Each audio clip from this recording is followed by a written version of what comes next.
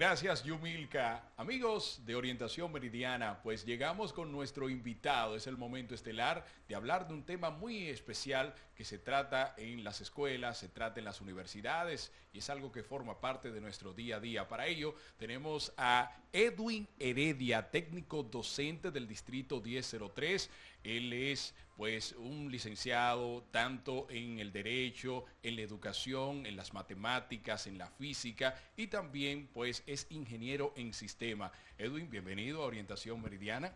Qué Bien, bueno que estás aquí gracias. con nosotros. Cuéntame, ¿qué es el día escolar de las matemáticas? Fíjate, en el año 2000 la UNESCO escogió ese día para tomarlo como referencia, como escolar de las matemáticas. Y se toma la fecha del 12, porque en ese año, en el 1900, nació Pedro Puig Adam, un experimentado matemático y experto en didáctica de las matemáticas. ¿Quiere decir que este día nacional tiene alguna diferencia con el internacional? Sí, porque el Día Internacional de las Matemáticas también se llama Día del Pi. El valor del Pi 3.14, entonces por eso se celebra en marzo. Pero el PIB es el Producto Interno Bruto. No, no, No, no, no, no, no. no, Pi, en Pi. Ok. 3.14, por eso se escogió en el mes 3 el día 14. Son dos días diferentes. La importancia de las matemáticas para el día a día. Mira, Porque muchas veces lo vemos como apartado, eso es asunto del área académica, pero en el día a día esto tiene una importancia relevante. en cada una de las cosas que hacemos en nuestro diario vivir, estamos operando, sumando, restando, viendo, analizando proporciones. Imagínate cuando vas a hacer un traje, tú vas a hacer un traje a la medida, toman medidas Sí, así es. y para eso las personas que trabajan necesitan cálculos. Es decir, en cada una de las cosas. Quiere decir que ninguna de las profesiones se aparta de la importancia de las matemáticas, porque vemos a veces que algún estudiante, algún interesado puede decir, bueno, ¿por qué en este pensum tengo tantas materias que tienen que ver con matemáticas, con cálculos, si yo lo que quiero es ser médico, si lo que quiero es ser enfermera, por ejemplo? Como las sociedades de inicio para el desarrollo del razonamiento y del cálculo utilizaron como medio el aprendizaje de las matemáticas y también para dar explicación a una serie de eventos, por ejemplo el movimiento de los astros. Es decir, que la matemática te va ayudando, es un vínculo que te desarrolla y en toda carrera, en una que otra, habrá relación con la matemática. Sabes que cuando veo tu currículo y divago entre el derecho, la física, el área de las computadoras, no sé si eso ha tenido alguna diferencia, ha hecho alguna diferencia el manejar las matemáticas y mantenerte por años, pues educando en ese sentido, en el aspecto docente. Bueno, inicié estudiando ingeniería de sistemas por la atracción de las computadoras. Después, como he trabajado en el Ministerio de Educación desde muy temprano, ¿Cuántos años? bueno, ya tengo 28 años en Toda una educación, vida. toda una vida. Entonces, ¿qué ocurre? Al trabajar en el Ministerio de Educación, había una disparidad de sueldos y los que eran ingenieros en sistemas, como en mi caso, tenían un menor ingreso que los licenciados en educación. Digo, bueno, pues yo voy a estudiar licenciatura en educación y como me gustaban las matemáticas, me decidí por matemáticas. Sí, pero aparentemente te gustan muchas cosas. Por ejemplo, ¿qué tiene que ver el derecho con las matemáticas, la física? El derecho ya fue mi última carrera. En sí lo hice por los negocios familiares. Mi esposa trabaja en inmobiliario y luego fue necesario conocer un poquito de las leyes para poder ¿Por desenvolvernos qué mejor. vemos en los estudiantes un miedo feroz a las matemáticas, ya en personas que han desarrollado su bachillerato y a veces se hacen la pregunta, ¿qué profesión puedo tomar que no contenga tantos cálculos y tantas materias de matemática? ¿Por qué? Fíjate, el miedo a las matemáticas o la fobia a las matemáticas, como se les llama, eh, se va dando cuando el muchacho va desarrollando, porque cuando niño a todos los muchachitos les gusta contar, les gustan los juegos y sin embargo, mientras va creciendo se van alejando, distanciando. mucho tiene que ver también el formato de nuestra educación en nuestro país. ¿Crees tú que falta algún tipo de estrategia a nivel docente? ¿Cuáles serían esas estrategias pedagógicas que pudieran utilizar los docentes para incentivar más el hecho de que se estudien matemáticas? El utilizar recursos que estén familiarizados con los jóvenes, con nuestra educación de hoy y nuestros muchachos que son de una generación Z, ¿verdad? Sí. Si tú quieres enseñarlos con los conocimientos que obtuvimos allá en el otro siglo, entonces se hace un poquito cuesta arriba. Pero si utilizas aplicaciones, si utilizas páginas web, las TIP, ellos se animan. ¿Tú te refieres también a hacer ejemplos del día a día? Por ejemplo, en el cálculo de las matemáticas, recuerdo que ponían las manzanitas, si tú tienes 4 manzanas, y así sucesivamente, o poner ejemplos cotidianos. Perfecto, porque fíjate, si tú hablas de un joven que acostumbra a ir al colmado, él entiende mejor cuando le explicas de la cantidad de dinero que le dan, que puede comprar, que le sobra. Si hablas con una persona que lo que va a un supermercado y te interactúas en ese tenor, a un adulto tú le hablas de cuánto pierde por no conocer las matemáticas y su tarjeta de crédito.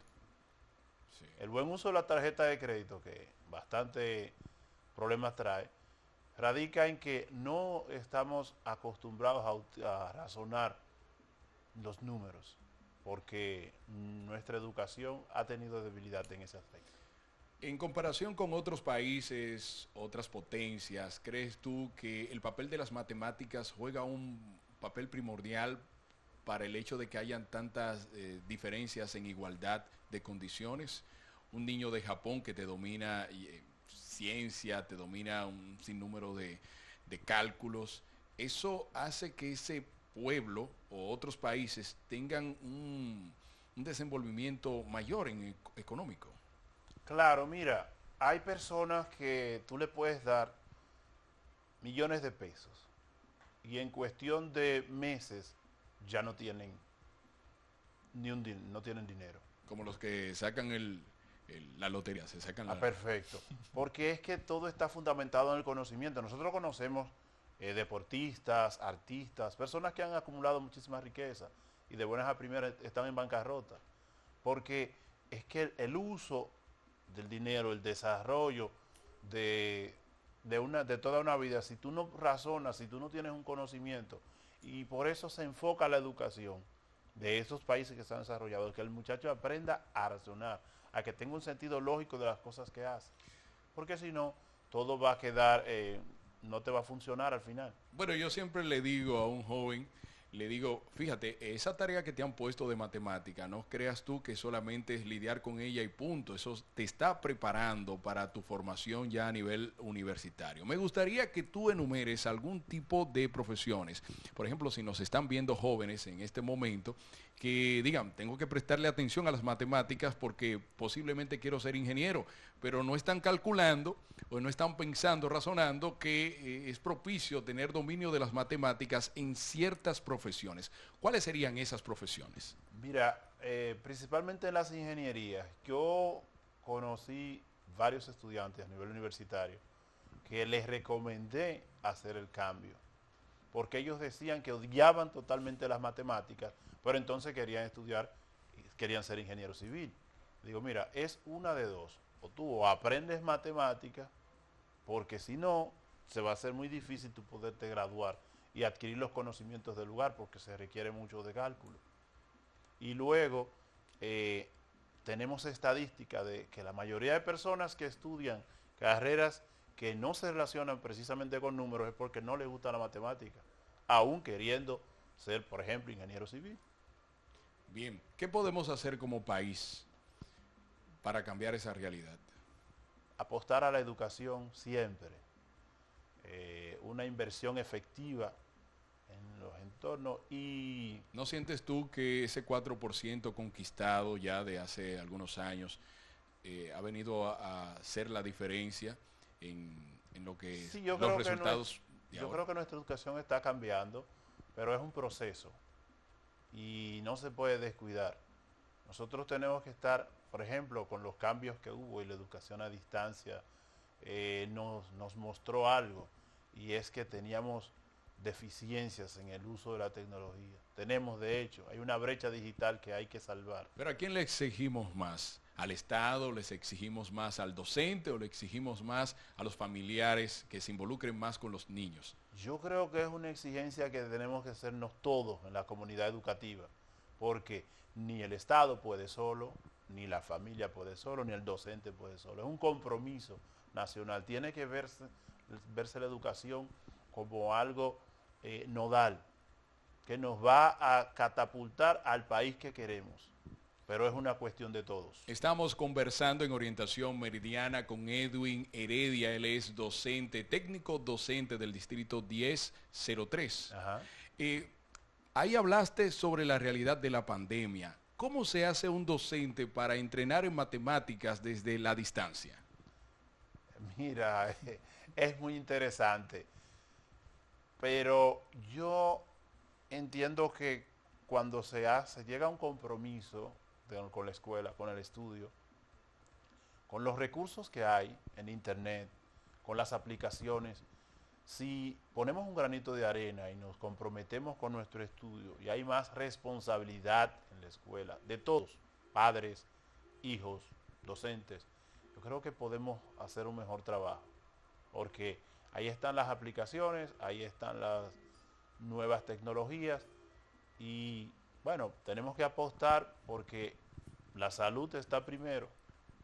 Me ha gustado bastante conversar contigo porque tienes un paradigma muy actual sin dejar lo clásico, la importancia, y me gustaría ya como forma final que des unas palabras, no sé a dónde la quieres dirigir, si a nivel de Estado, a nivel de docentes, ¿qué podemos mejorar y qué podemos hacer desde tu punto de vista? Fíjate, mi mensaje final es a todos nosotros como entes de un país que se llama República Dominicana, y que cada uno queremos que sea un mejor país. Para que eso ocurra, tenemos que retomar algunas cosas del pasado, donde para mí, desde mi punto de vista, la responsabilidad es lo principal.